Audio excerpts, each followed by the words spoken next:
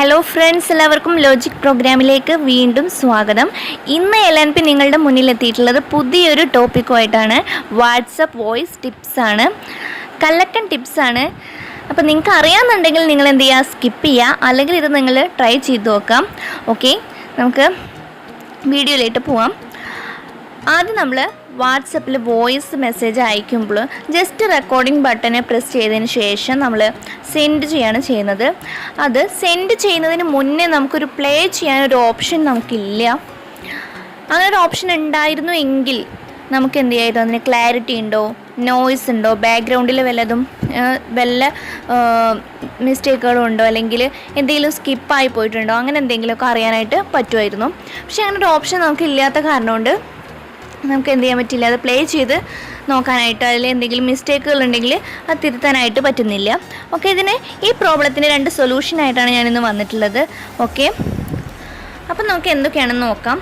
First method home button use ചെയ്തിട്ടാണ്. ആദ്യം നമ്മൾ റെക്കോർഡ് ചെയ്യുക, അതിനുശേഷം നമ്മുടെ ഹോം ബട്ടൺ പ്രസ് ചെയ്യുക. ഹോം ബട്ടൺ പ്രസ് ചെയ്തതിന് ശേഷം വീണ്ടും നമ്മുടെ വാട്സപ്പ് ഓപ്പൺ ചെയ്യാം. അപ്പോൾ നമുക്കിങ്ങനെ പ്ലേ എന്നുള്ളൊരു ഓപ്ഷൻ വരും. പ്ലേ, അതിന് തൊട്ടടുത്തൊരു ഡിലീറ്റ് ഓപ്ഷനുണ്ട്.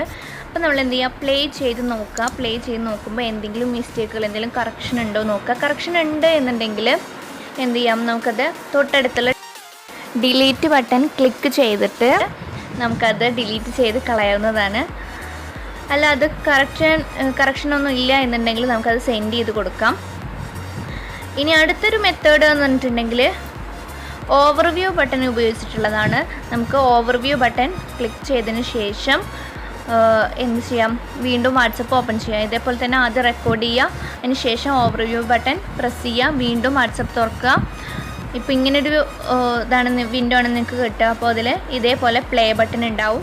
പ്ലേ ചെയ്ത് നോക്കിയിട്ട് എന്തെങ്കിലും കറക്ഷൻ ഉണ്ടെങ്കിൽ നോക്കിയിട്ട് അതിന് ശേഷം വീണ്ടും നമുക്ക് റെക്കോർഡിങ് സെൻഡ് ചെയ്ത് കൊടുക്കാനുള്ളത് ആണ്.